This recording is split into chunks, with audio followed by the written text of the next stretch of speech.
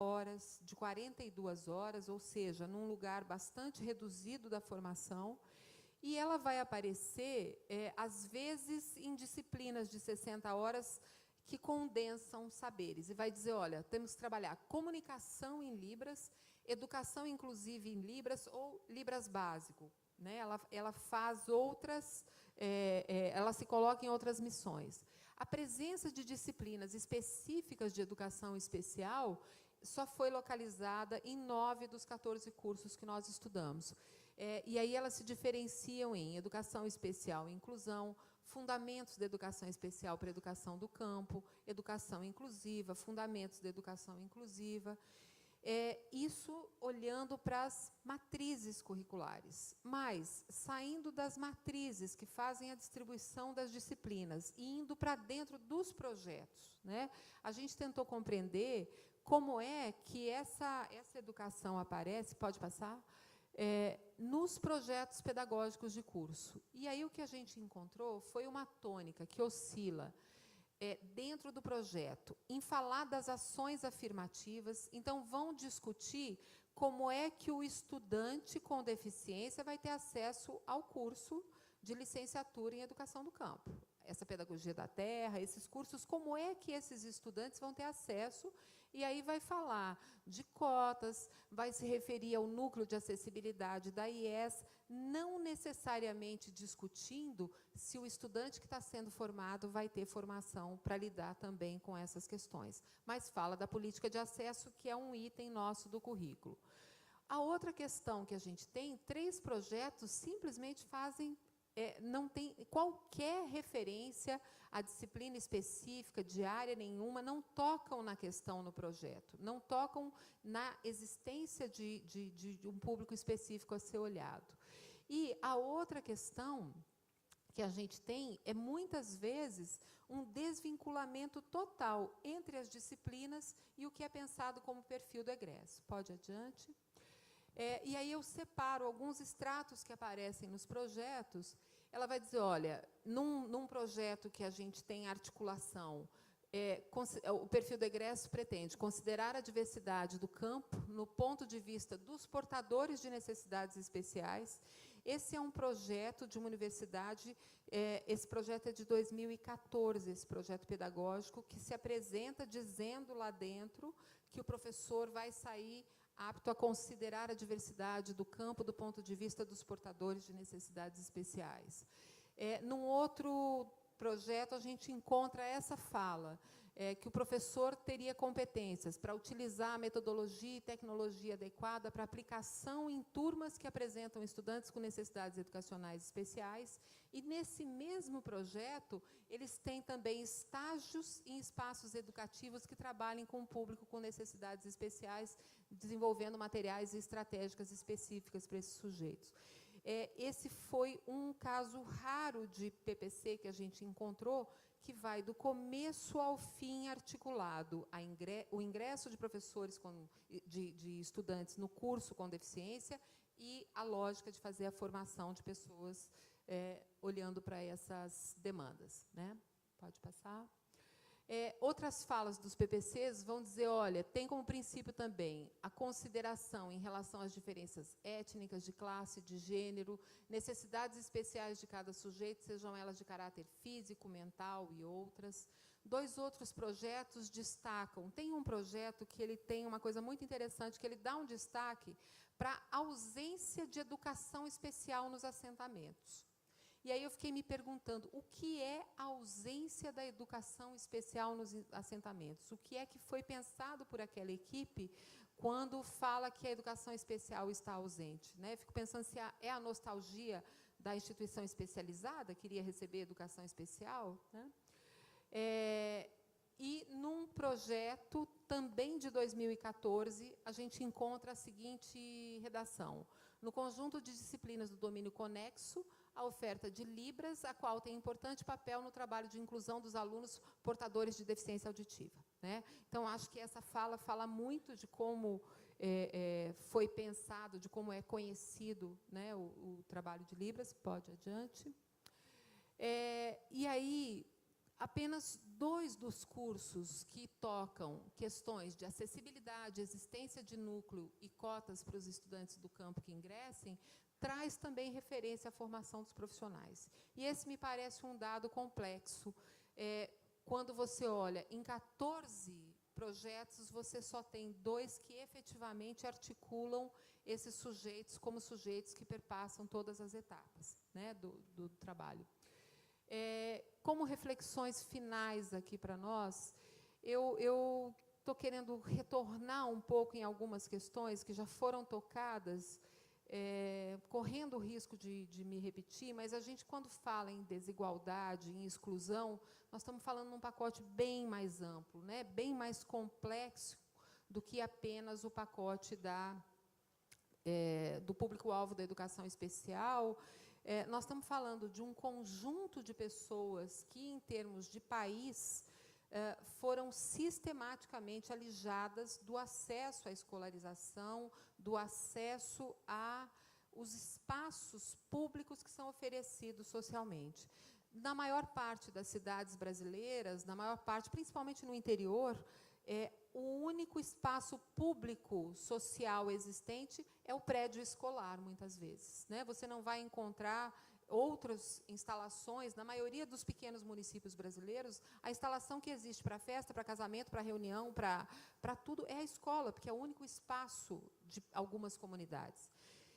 E esse espaço ele tem sido também muito segregador de umas questões de populações. Ele tem deixado muitos grupos do lado de fora, né?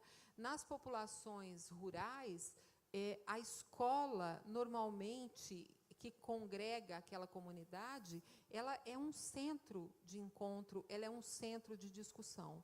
E se nós não olharmos, enquanto professores formadores, enquanto instituições formadoras, que essas escolas das pequenas comunidades precisam discutir junto com a gente as questões da deficiência, nós vamos estar vivendo um espaço que nos dá sempre uma sensação de déjà vu, né? De alguma coisa. Alguém aqui, acho que foi o professor Gaudêncio que falou, né, que o síndrome de Down, no tempo dele, ficava em casa escondido, né? No tempo que nós estamos vivendo aqui hoje, muitas dessas crianças do campo estão em casa e precisam ser olhadas por nós com maior cuidado, né? A gente vinha avançando nas políticas, né? Até 2016 a gente vinha num avanço com dificuldades, com limitações, mas a gente vinha num avanço progressivo em que estávamos conseguindo fazer essas discussões de uma maneira mais consistente, trazer para a discussão. E o próprio movimento das licenciaturas em educação do campo, que elas estão vivendo nesse momento de asfixia. No caso das indígenas também, o ProLIND está sendo extinto, então as licenciaturas indígenas também estão sendo asfixiadas nas políticas públicas. Agora, eu insisto, e aí acho que a Soninha foi muito feliz em abrir esse nosso trabalho falando em resistência, mas eu insisto na necessidade da gente estar olhando com muito cuidado os próximos capítulos, porque a gente estava conseguindo conversar e intervir um pouco mais, e, de uma certa forma, estamos estagnando, e, em alguns momentos, se a gente não prestar bem atenção, a gente está retrocedendo, e retrocedendo muito. Minha fala vem nesse sentido, de nos convocar a olhar com atenção a necessidade de fazer essas interlocuções com outros grupos que têm limites de exclusão muito intensos na nossa sociedade, o campo, o indígena, o LGBT, o campo específico. Eu estou agora trabalhando numa dissertação de mestrado de um estudante que está olhando as populações caiçaras, né, que são outras populações que estão sendo um mistério para a gente olhar a educação especial nas regiões de beira-mar, enfim. Convido a gente a olhar essas questões, porque os meninos estão lá e são nossos, né, parceiros humanos nessa trajetória que a gente está seguindo. Agradeço a possibilidade de diálogo e me coloco aqui à disposição, rezando para não ter explodido muito o tempo, que eu adoro explodir o tempo.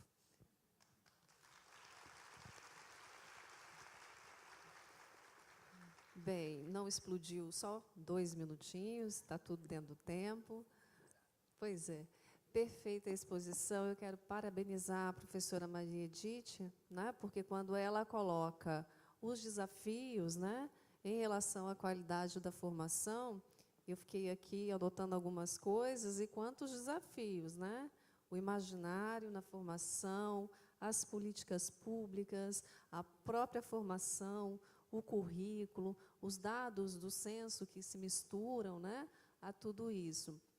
E muitas vezes nós não paramos para pensar na importância de outras populações, né, em relação à educação especial.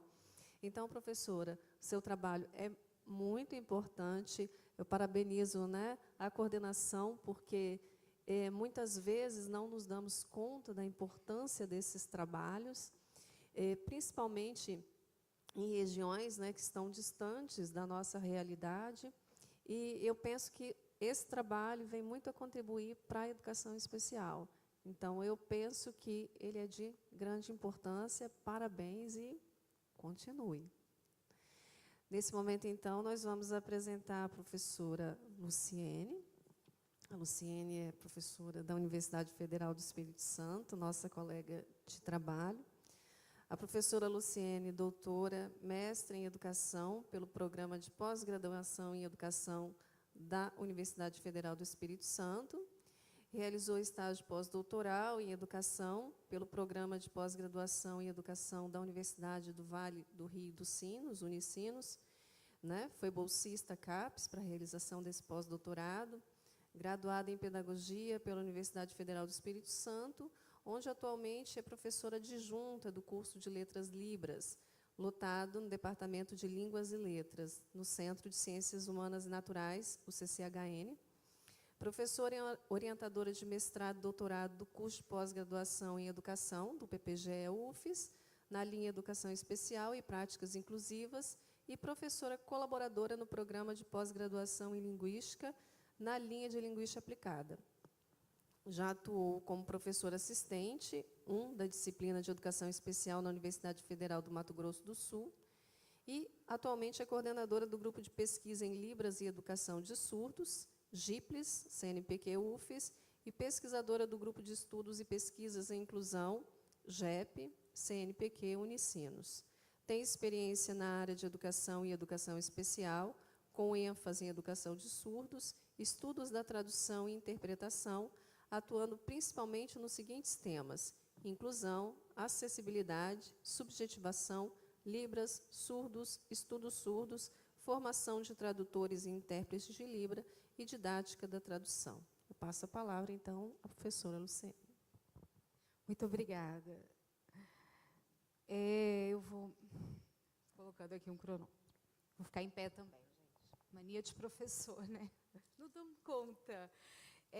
Eu quero conversar um pouco com vocês sobre formação, e aí ela estava lendo aquele monte de coisa, eu falei, gente do céu, nem eu sabia que eu estava fazendo tanta coisa. E depois que eu fui ver, acabei de receber o certificado e o Lattes já está desatualizado, né? É o inferno das nossas vidas. Mas eu quero me apresentar também como professora, né, de pessoas surdas. A Libras e as pessoas surdas têm sido alvo dos meus estudos ao longo do tempo, da minha formação, né? Antes de falar da formação de nós, falando da minha, eu quero me apresentar também como militante, ativista das causas surdas, ativista das causas das pessoas com deficiência, onde eu puder fazer. E quero me apresentar também, eu gosto de falar isso, além disso, sou intérprete de língua de sinais, né? Hoje eu atuo mais como professora, então estou meio enferrujada, mas existe essa subjetividade de intérprete que não tem jeito, até porque eu sou filha de surdos, né? Então, desde criança, eu sou intérprete, de alguma forma, né? Então, eu acho que isso tudo me coloca num lugar de muita paixão, de muito apego àquilo que eu venho fazendo. E aí eu quero com vocês pensar um pouco, né, e começar principalmente agradecendo. Hoje eu trouxe os meus livros, quem me conhece sabe que são eles que me dão um pouco de paz, mas E eu quero compartilhar com vocês um pouco do que nós estamos estudando e como estamos pensando hoje a formação, a partir de uma formação que eu vou chamar de formação experiência, né? Uma formação que vai falar de si. Temos ouvido falar de colocar toda a realidade a partir, desde o primeiro dia, com os números, com os dados, que são fundamentais para a gente perceber onde estamos. Entender onde estamos é um primeiro ponto para a gente também se entender como docente. Eu quero agradecer muito esse convite, porque realmente, quando eu me vi naquele lugar, neste lugar, aliás, eu lembrei da primeira vez que eu participei do seminário, quando era só capixaba, né, e hoje é nacional, a gente cresceu. E a primeira vez que eu participei foi de uma forma muito interessante. Não foi tão tempo assim atrás, tão distante, né, apesar do respeito aos meus cabelos brancos, mas eu não tinha cabelo branco na época. Só para dizer, tá? Não vou ficar falando quanto tempo tem. Mas eu era graduanda do curso de pedagogia, eu já dava aula para crianças surdas, porque eu já tinha feito uma das últimas turmas que teve no Espírito Santo, da época do magistério, né, ensino técnico e tal, técnico em educação. Não era ainda efetiva na Prefeitura de Vitória como professora, porque eu peguei o último concurso que ainda aceitava o ensino médio, né, como base, né, para assumir o cargo. E naquela época existia uma polaridade muito forte, existia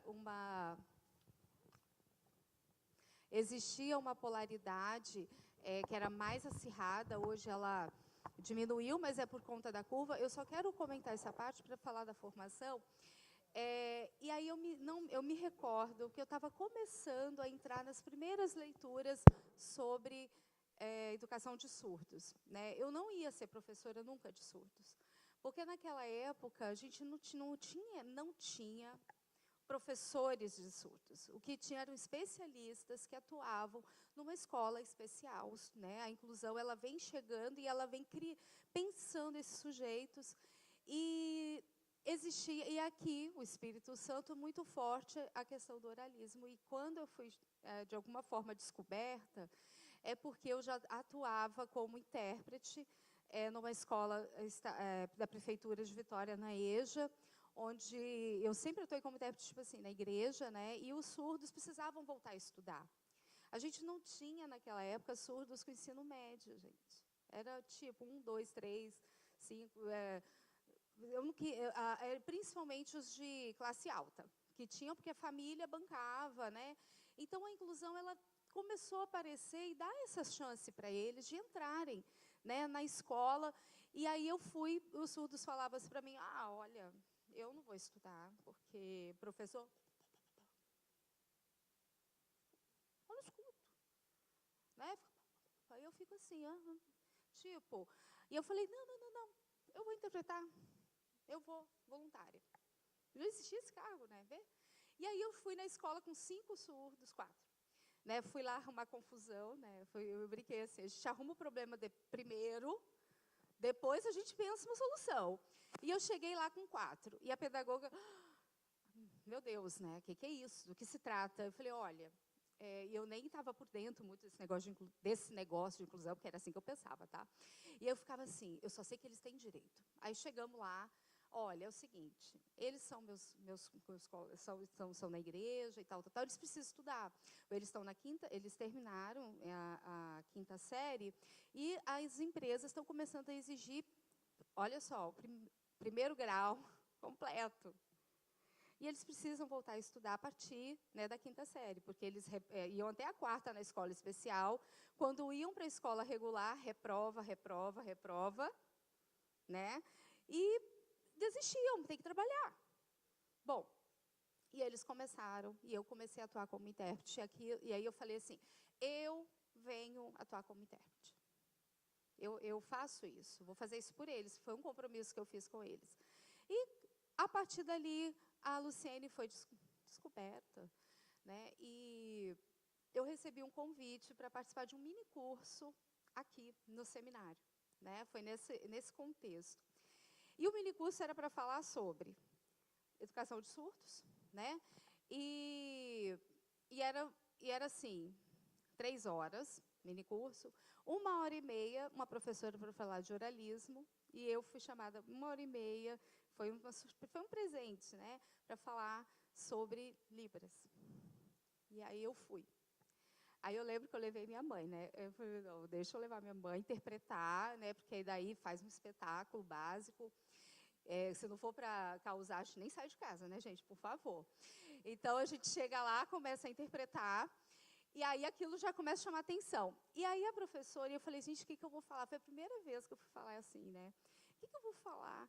E aí eu, espertamente, já estava tendo acesso, porque eu dava aula para criança particular só, não tinha uma instituição, dava aula para crianças surdas, e a mãe rica comprava livro, me dava, e eu lendo. Aí eu li o Vendo Vozes, do Oliver Sacks, a Lucinda Brito, comecei a entender que Libras tinha uma gramática, comecei a entender esse mundo surdo de uma forma, e eu comecei a ver que eu podia ser professora de surdos, que aqui ainda não tinha isso, mas que especialista eu não seria, portanto, provavelmente eu nunca ia trabalhar na escola especial, porque eu não tinha curso para isso. Bom, cheguei, fui falar, e foi muito interessante, porque a professora do oralismo, eu morrendo de medo, porque eu falava assim, gente do céu, eu não quero criar embate, ainda mais uma professora que é de tempos, né?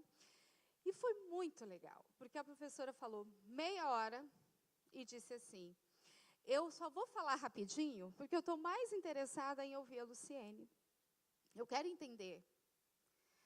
Aí eu fiquei arrasada, eu falei, eu só preparei para 1h30, acabei ficando com 2 horas para falar, e aquilo me deu um desespero, mas daí eu falo pra caramba, então comecei a falar, acabou, eu falo por mim, pelo meu pai, pela minha mãe, porque meu pai também fala muito.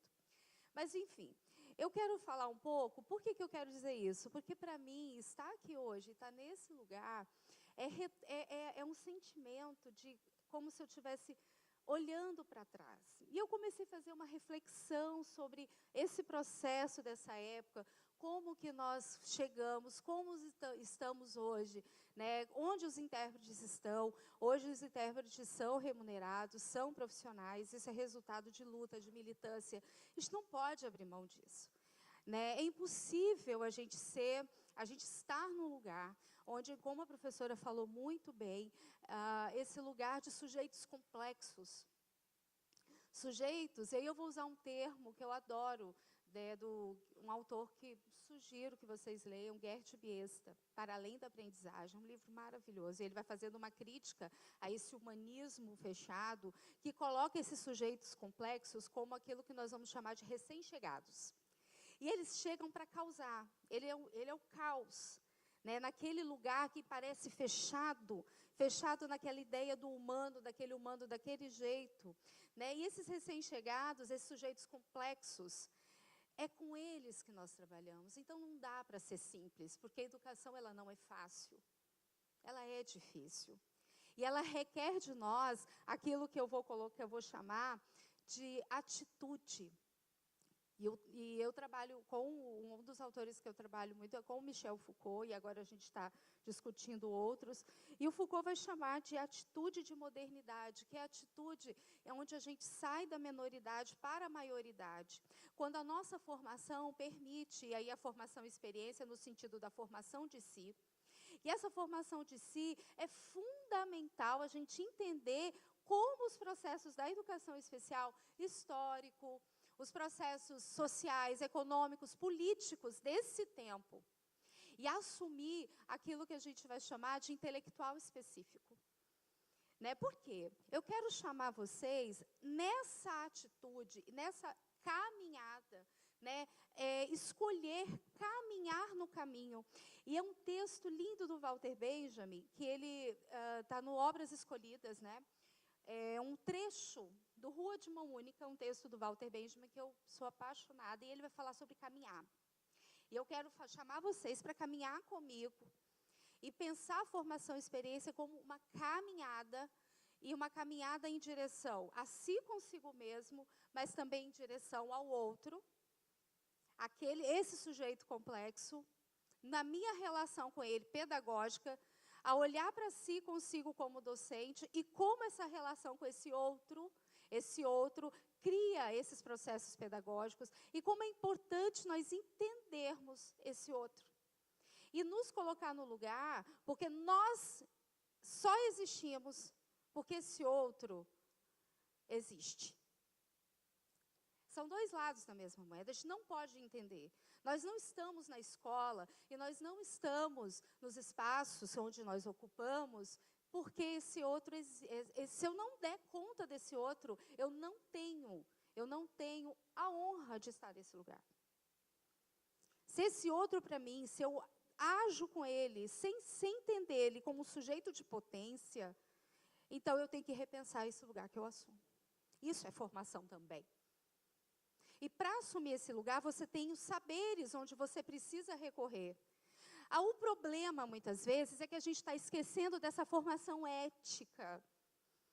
Que etos docente nós temos? Que é um conjunto de comportamentos, é um conjunto de pensamentos, de possibilidades, né? É o conjunto histórico de saberes. Isso eu vou chamar de etos. E o etos nosso. A gente não entende muitas vezes isso. E aí é fundamental olhar para trás, fazer a reflexão da palavra, que vem da palavra reflectere. Olhar para trás, lançar para trás. E essa caminhada, quando eu vou para frente, eu olho para trás, porque eu preciso entender da origem. Não para uma terra prometida, tipo, um dia teremos inclusão. Não, nós vivemos isso. Ela vai sendo construída à medida que nossas práticas, que nossos saberes vão sendo produzidos e, principalmente, que a nossa relação com o outro seja fundamental. Que eu olhe esse outro como aquele que também compõe a minha subjetividade. Então, esse outro, se a gente não vê esse outro como potência, e a gente vê como incapaz... E, olha, gente, eu estou falando de uma coisa que, na minha área, é super comum. Né? Às vezes a gente assume o papel de intérprete ou de professor, e isso eu ouço nas escolas, eu vim da escola, eu trabalhei 1000 anos na escola, mentira, muitos anos, antes de vir para a universidade, e assim, a gente produz no AE, né? E aí eu olho o AE como espaço de potência, porque é um tempo que não é dominado pelo currículo, mas aquele currículo que a gente vai construindo com o aluno. Depois eu conto uma prática que eu gosto de dar como exemplo. E aí, esse espaço de potência, quando a gente não entende o nosso papel e a gente não sabe trabalhar com autonomia, pode se tornar um espaço de repetição daquele outro, como aquele incapaz, daquele que não avança, e a gente começa a naturalizar isso. Isso é muito complicado. E aí eu vou ler esse trecho. A força da estrada do campo é uma se alguém anda por ela, e é outra se alguém sobrevoa de aeroplano. Quem voa vê apenas uma estrada que se insinua através da paisagem. Quem andou de avião já viu o que vê, né? E, para ele, ela se desenrola segundo as mesmas leis que o terreno em torno. Somente quem anda pela estrada experimenta algo do seu domínio e de como daquela mesma região onde ele está caminhando, que para o que voa é apenas uma planície desenrolada. Ela faz sair a seu comando a estrada, e cada uma das voltas, distâncias, belverdes, clareiras e perspectivas são sempre produzidas à medida que eu caminho. Quando eu caminho, eu não estou vendo ela por cima só. Muitas vezes a gente só sobrevoa o conhecimento e a gente leva a nossa formação para acúmulo de certificado e a gente não olha para a formação como uma caminhada de práticas e saberes, onde o tempo todo nós precisamos estar em contato conosco mesmos.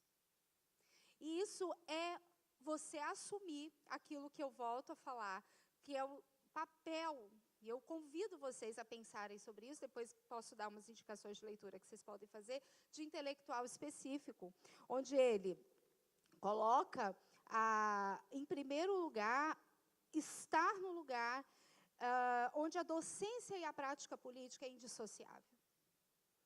Gente, estamos em tempos temerosos. Nossa profissão está sendo esvaziada, está sendo atacada porque as pessoas têm medo de nós. E a gente, então, não consegue enxergar, muitas vezes, que projetos como escola sem partido, essas bobagens, são para nos destituir desse lugar pedagógico que a gente ocupa. Somos professores. E a gente precisa voltar para casa para a gente lembrar onde nós estamos para a gente avançar. Eu não posso olhar para a vida e o processo político sem um processo histórico de onde nos encontramos. E, por fim, o seu papel político não se trata apenas, tá? Assumir esse papel, esse intelectual, ele age sobre problemas